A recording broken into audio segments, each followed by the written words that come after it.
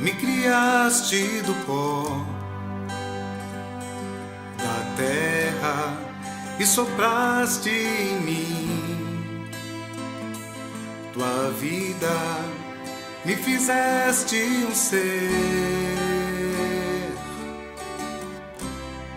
semelhante a ti, Senhor. Então, boa tarde, Ezequiel e a Tânia, né? Hoje é dia 7 de julho de 2016.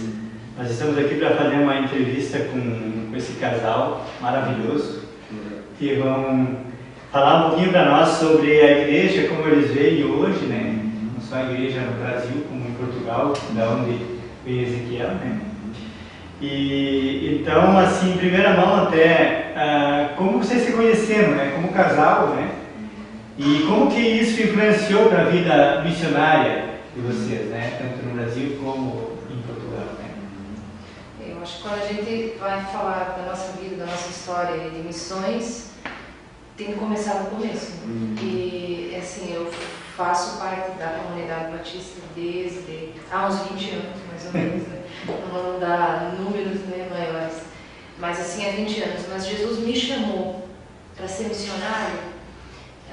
Eu tinha assim uns 15 anos, mais ou menos. Hoje eu estou com 42, então assim, já faz uns bons anos. Boa caminhada. Exatamente. E eu fiz o seminário Betânia, em Autônia, no Paraná. Foram 4 anos. E era um seminário basicamente assim, com foco sempre voltado para missões, sempre voltado para enviar missionários para o campo. E eu estava no meu 3º ano de seminário quando apareceu o Ezequiel. Figuraça. Então, o Ezequiel fez 3 anos no seminário Betânia em Camaquã e depois foi fazer o bacharel em Autônia. Foi ali que se deu e nós nos conhecemos. Mas tu já estava um tempo no Brasil, então? Sim, eu estou no Brasil desde 1997, final. Ainda bem que tu sabe datas. 1997. Olha só. E desde essa altura também no Brasil já tinha, mas reforço ainda mais, já tinha o Brasil aqui, ó, no meu coração. Então, e amo esta nação, ainda mais os irmãos, a comunidade que nos cerca, a comunidade que nos apoia, não é? Então, nós temos um coração muito grato para esta nação, especialmente pela Igreja Batista Nacional, lá do Projeto da Eternidade, não é? Onde que temos praticamente a maioria dos nossos amigos, não é? De relacionamento, amigos com a proximidade muito íntima. É diferente de ter amigos de uma relação somente por conhecer, ou porque pertencemos ao mesmo bairro, ou porque nós crescemos juntos. Hoje nós temos uma amizade especial com os irmãos de Concórdia, especialmente os irmãos de Concórdia, os irmãos de Canoas, que são nossos irmãos também na fé, como são 2 comunidades no Brasil que nós temos muita afinidade. Mas a tua ida para lá, tu já estava em Canoas, então, quando tu veio para o Brasil, tu veio para... Não, quando eu vim para o Brasil, eu tinha duas opções. Né? Eu já tinha feito um ano básico na Palavra da Vida e depois esse ano eu queria fazer uma disciplina que se chama Implantação de Igrejas. Porque esse é o meu chamado, implantação de igrejas na altura. Não é? E só havia, segundo a informação que eu e o meu pastor, nós reunimos, só havia nos Estados Unidos ou no Brasil, propriamente dito. Então nós chegamos à conclusão que se eu fosse para os Estados Unidos, e com a dificuldade da língua, demoraria mais tempo aprender, mais tempo a estar, mais tempo a formar, não é? Então nós decidimos por bem, sendo o Brasil uma língua materna, Então nós resolvemos em vir, eu mandar, pastor, não é? Mandar enviar o Ezequiel para o Brasil. E foi isso que eu fiz. E Camaquã, Senhora Betânia tinha essa disciplina. Eu me correspondi, eles disseram ok, e tive o privilégio de estudar lá. Os planos do Senhor, né? Quem imaginava, né? Sim, é verdade. Viria de Portugal, né? Saía de Concórdia e ia, né? Isso é maravilhoso, né? Saber que estava tudo sob controle do Senhor e você ia fazer essa união de vocês. Deus é um Deus de detalhes, né? E essa questão de não ir para um lugar, ir para o outro, e muitas vezes as nossas decisões na nossa vida a gente não consegue entender por que muitas coisas não acontecem de um jeito e acontecem de outro. É porque Deus tem seus propósitos, né? É sério. Então o Ezequiel veio para cá e levou a Tânia para Portugal um tempo. Ele veio a mala junto, né? Mas como é que foi isso? Daí a decisão de vocês em ir a Portugal e formar a comunidade, como é que se deu essa logística? Na verdade já vinha determinado, não é, de fazer a tal formação de implantação de igrejas, para depois ir para o campo, né, devido à necessidade que havia e ainda há em Portugal, e nós queremos viver a igreja como família. Esse é o nosso alvo. Tínhamos estado, eu praticamente tinha estado em igrejas institucionalizadas, não é? E nós queríamos viver uma forma de igreja, uma forma de viver em família, em comunidade. Então, este é o foco que levávamos para lá. Né? É algo que também em Portugal, creio que não existe, por assim dizer, deve existir umas duas ou três igrejas que vivem dessa forma. Né? Como igreja, como família, como comunidade. Essa é a nossa ênfase dentro do ministério. Esse é o foco, então. Então, muito bem. Olha só. Ainda seguindo aqui, né? Então, a gente quer perguntar para vocês assim, como hoje a igreja que vocês pastoreiam lá em Portugal, como ela está hoje? No âmbito, assim, local, regional mesmo, né? Como que ela está hoje, assim, até em desenvolvimento, como que é a questão de missões, que cidade que é? Em Cascais. Cascais. Sim. Portugal. Nós, assim, voltando só um pouquinho,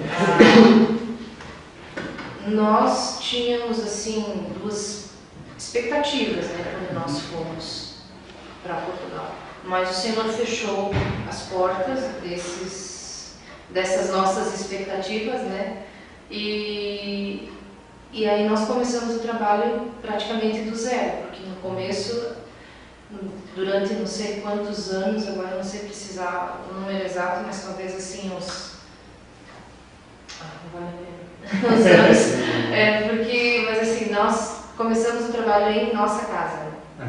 Então no começo era Ezequiel e Tânia e Ezequiel. Nós não tínhamos as crianças ainda. Então éramos nós dois, assim, a igreja começou dessa forma, né? E depois o Senhor foi acrescentando uma pessoa, né? Depois foram vindo outras, algumas foram para outras comunidades, algumas ficaram pelo caminho, como é normal em todas as comunidades, né? E foi assim mais ou menos o começo. Depois... todo o começo, tanto mais a realidade portuguesa é outra. Né? Nós, a nível de evangélicos ou protestantes, que eles chamam, somos 0,5% da população. De 11 milhões, isso significa que tratamos 500 mil por todo o país, que é muito pouco. Né? As comunidades, para nós termos ideia, as comunidades médias são à volta de 30 a 40, uma igreja de porte médio. Uma igreja de porte grande, se chamamos hoje, é de 100 pessoas.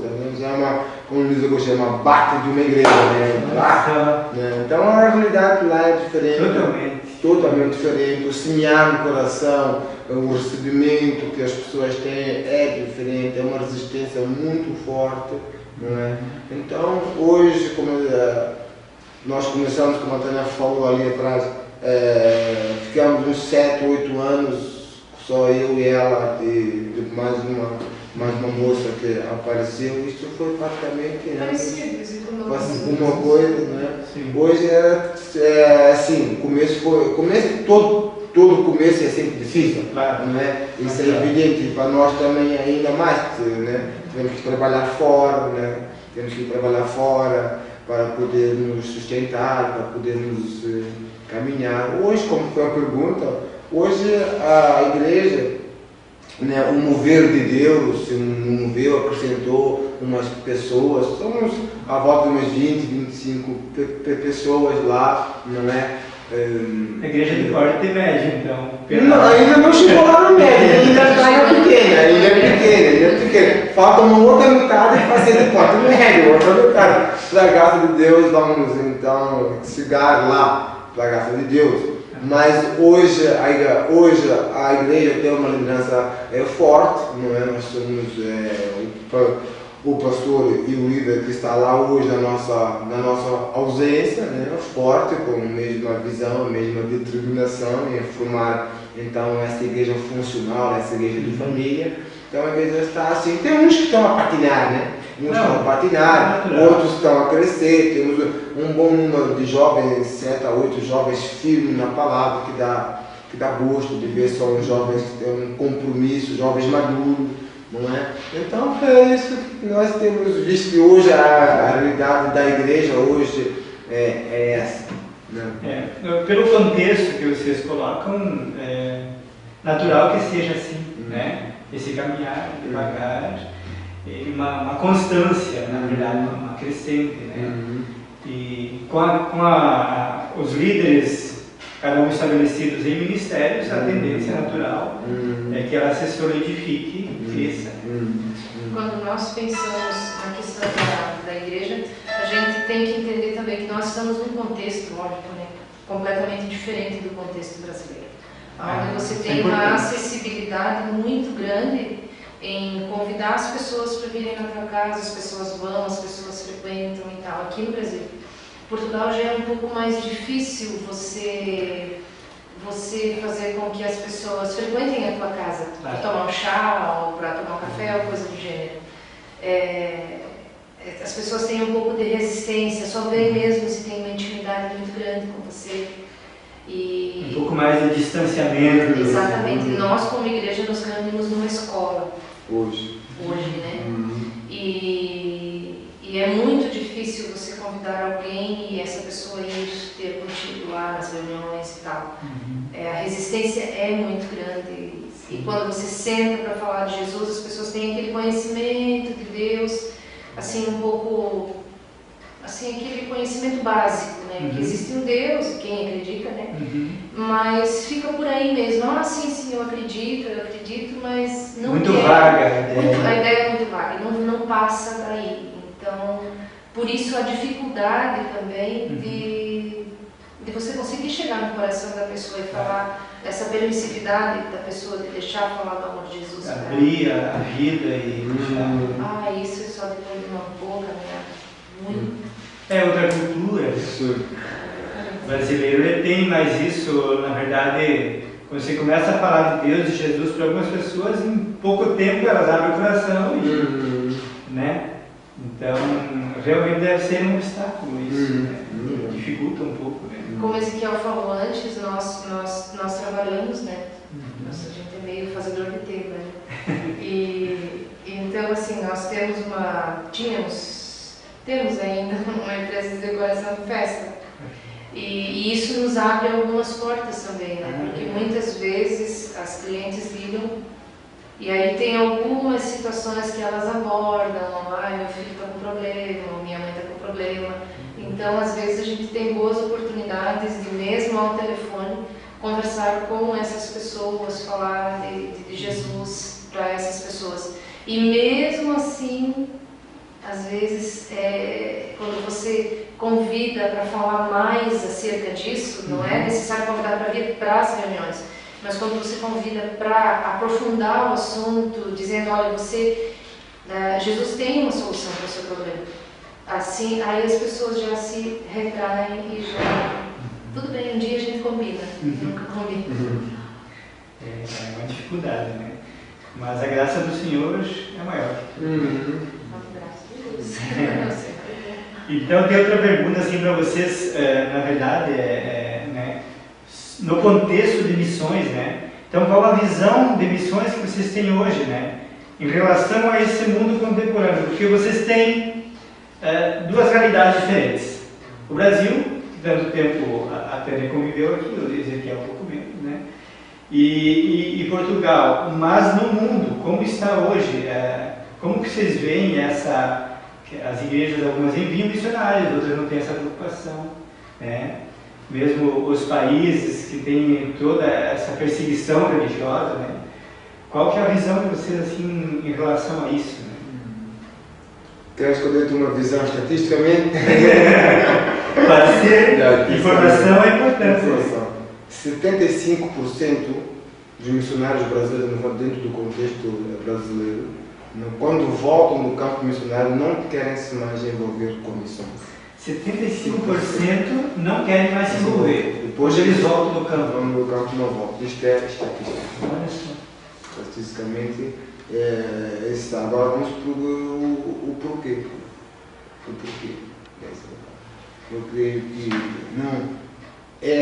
nós temos aquela frase comum: vai para o campo que Deus vai te sustentar, não é? Vai para o campo que Deus vai te alimentar. Todos nós sabemos disso. Mas no meio do alimentar, no meio do estar missionário, acaba aquela alegria, aquele prazer de viver. Nós não podemos esquecer que o missionário, ele tem a sua família, não é? Ele tem os seus momentos de lazer, de prazer, tem os seus momentos de descontração, né? Tudo isso. E muitas das vezes as igrejas, elas não dão aquele apoio firme para o missionário. E o missionário não consegue respirar. E quem está dentro do campo precisa de respirar, precisa de vir à tona para respirar. E o que é estar à tona? Enquanto tu estás numa cultura diferente, né, a tua expressão, língua diferente, a alimentação diferente, tudo é diferente, tu vais com uma mensagem que ali o missionário muitas das vezes não está bem preparado para poder suportar tudo isso e não tem momentos de ganhar o fogo de respirar depois no lugar. E 75% dos missionários no contexto brasileiro, quando voltam no campo, não querem mais se envolver com missões. É triste, mas esta é uma realidade e esta é uma estatística que nós, como igreja, devemos, portanto, preservar. Não adianta nós hoje, que temos uma igreja que enviamos N e N de missionários, mas não dá o suporte. E o suporte é muito importante. O suporte é importante muitas das vezes retirar os nossos missionários do campo para lhes dar fogo. Isso a igreja poderá trabalhar dessa forma para fazer, para depois eu ter força e garra e inspiração para voltar de novo para o campo. Eu acho que essa é a consciência contemporânea que nós devemos ter. Porque a gente percebe realmente, né, só cortando, que isso a gente percebe na igreja hoje mesmo, né? Se ele não tem essa renovação da sua energia, por mais vontade que tenha, né, ele vai, em certo momento, vai de repente desanimar. Se não houver alguém por trás, vamos lá, nós estamos ajudando, estamos incentivando, estamos puxando para ver. E também o que é muito importante, eu acho que principalmente para as esposas dos missionários e dos pastores que estão no campo, é você saber, uma coisa muito básica e muito elementar, é você saber que você vai poder ir no supermercado no final do mês e você vai conseguir comprar o básico. Agora, é triste, é desesperador muitas vezes, a gente passou um pouco por isso no começo e muitos irmãos que a gente conhece acabam por compartilhar histórias iguais também, que chegavam no supermercado e não tinha... Por quê? Porque a igreja lá no começo se comprometeu com uma quantia e depois o que aconteceu? Aí a igreja resolveu botar um piso de mármore lá na frente. Aí o que corta primeiro é a ajuda missionária. E isso é N pessoas que compartilham as mesmas coisas. Claro que em situações diferentes, em contextos diferentes, mas geralmente quando há cortes nos missionários, né? E isso acaba por ajudar nessa questão dessa desmotivação. E você já está numa cultura diferente, você tem os seus filhos numa escola que é completamente diferente. Não tem nada, absolutamente nada daquilo da onde você veio. Então você trabalhar com tudo isso e ainda ter que lidar com a dificuldade financeira é muito desgastante. É bem desgastante, porque isso cansa o missionário, cansa a família do missionário, cansa o nível de relacionamento conjugal, a questão dos filhos também é difícil gerir isso tudo. Então, essa só para citar. Não, mas é importante. Sabe que eu estava lendo um livro sobre evangelismo, o fator Melquisedeque. E você já deve ter tido. E em determinado momento o autor diz que hoje existem mais povos dispostos ou preparados para receber o Evangelho do que igrejas preparadas para enviá-los. A maneira como Deus tem trabalhado no mundo, tantos problemas atuais, né, nas civilizações, que eles estão preparados para receber a palavra do Senhor e haver uma transformação nas suas vidas e no seu contexto local, né? Mas as igrejas não, né? Não conseguem enviar. É muito bom o fator Melquisedeque, mas assim, ele já foi escrito há uns 30 anos ou mais. Então assim, ele tá. E hoje a gente vê, por exemplo, uma Europa completamente humanizada. As pessoas não querem saber de Deus. As pessoas querem saber das suas vidas, dos seus relacionamentos restritos, e Deus nem pensar. Então esse humanismo, ele toma conta da civilização, né, a passos largos. E isso faz com que quanto mais humanista eu seja, mais distante eu fico do Deus que me criou. Então eu não estou interessada em saber que existe um Deus que me criou e que tem um propósito para a minha vida. Eu estou interessada em mim mesma, eu estou interessada só nos meus filhos, o resto da humanidade, o meu marido, o resto da humanidade que vai procurar o seu rumo, né? Certo. Então isso aí faz com que, de certa forma, a igreja também absorva um pouco disso. Porque é o que nós presenciamos hoje, né? São igrejas humanizadas, né? Igrejas voltadas somente para dentro de si. Elas não conseguem, parece que só veem a sua banda, o seu templo, os seus encontros,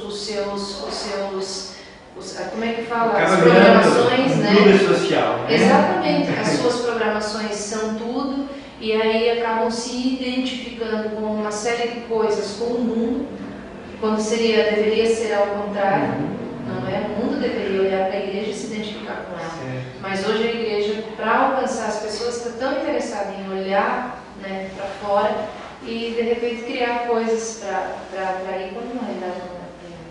Olha só. Mas é bem isso que nós queríamos, é justamente essa visão que vocês têm do mundo contemporâneo sobre missões, né?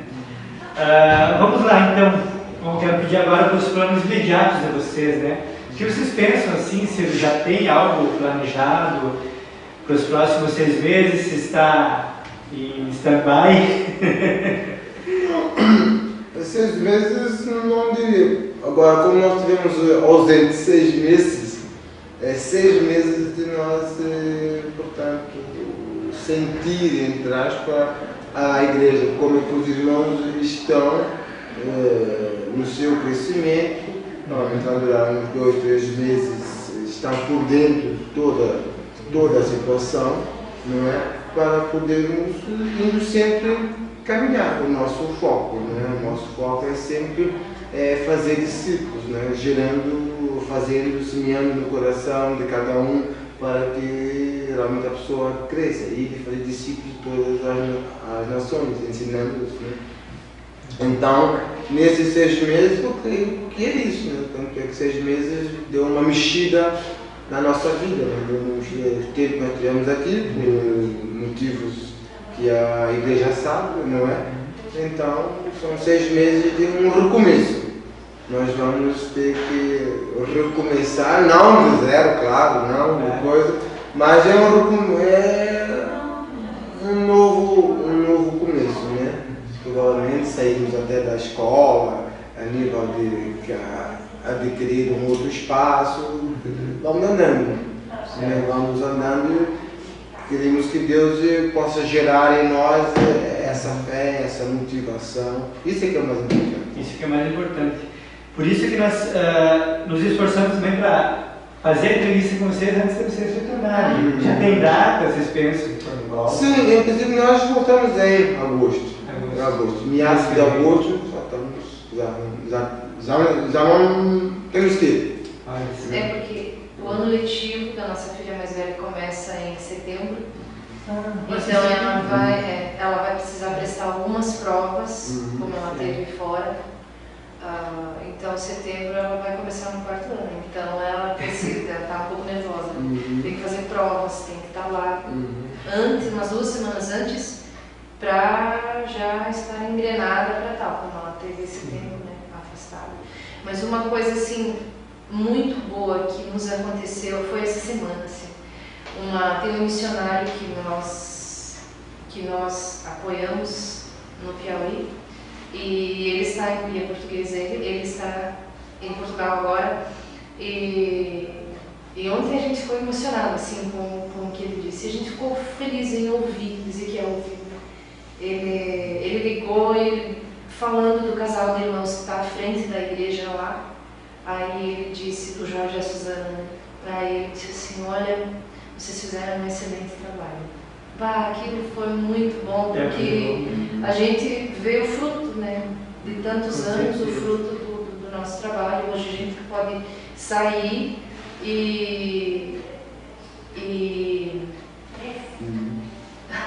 a gente pode sair e ter a certeza que quando a gente volta, os irmãos estão firmes e não, assim, tocando o trabalho, andando da mesma forma e até mais firmados ainda, porque quando você sai, o pessoal que está na liderança e coisa do gênero, eles têm essa possibilidade de ganhar calo, como diz Ezequiel, né?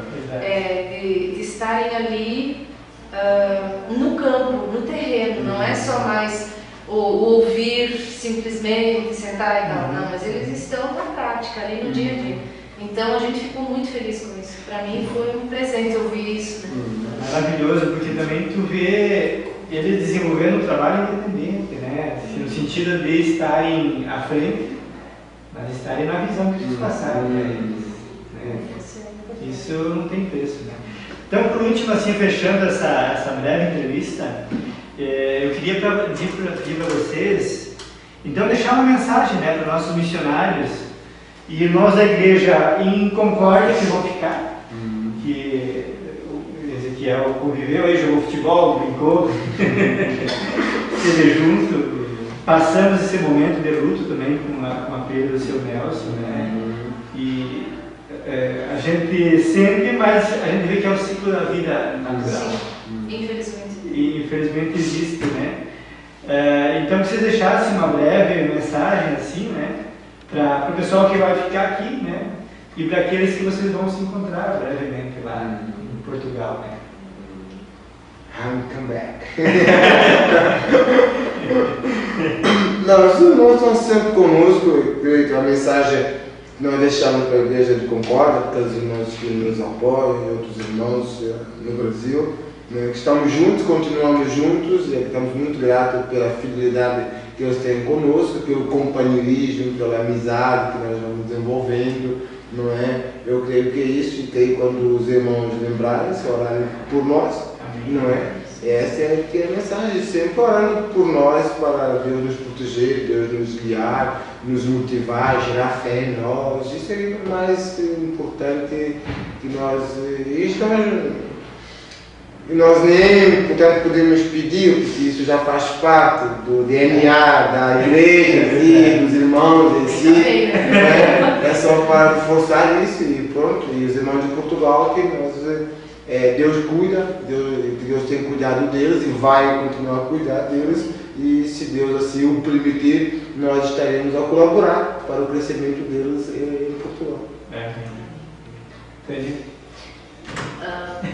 Só uma palavrinha que muitas vezes, em muitas situações que a gente passou assim, principalmente nas situações mais difíceis, a gente conseguiu se pôr de pé e levantar pela graça e misericórdia do Senhor, mas isso também foi muito fruto da oração da igreja.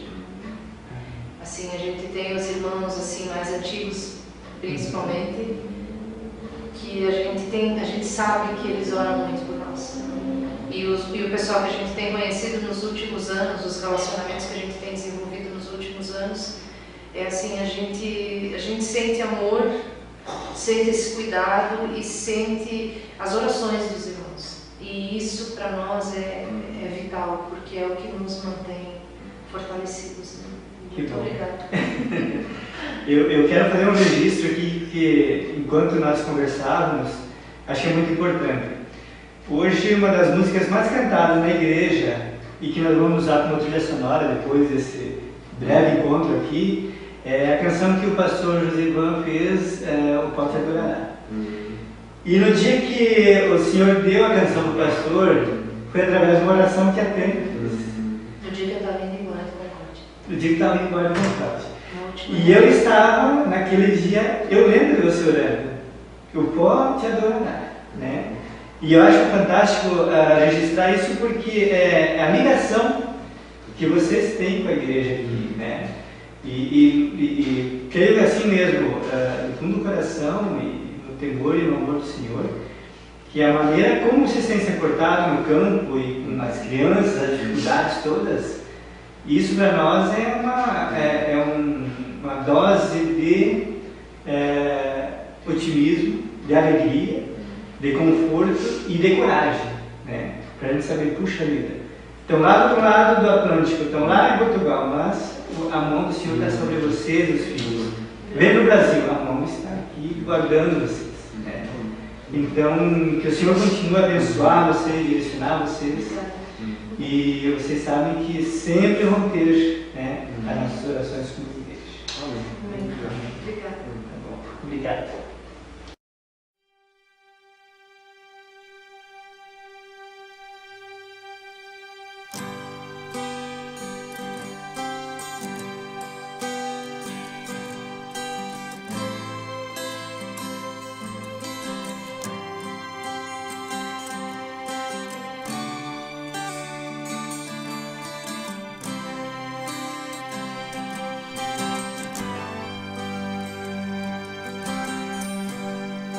Me criaste do pó da terra e sopraste em mim tua vida, me fizeste um ser semelhante a ti, Senhor. Mas ingrato pequei contra ti, ao pecado vendi meu coração, condenado fiquei.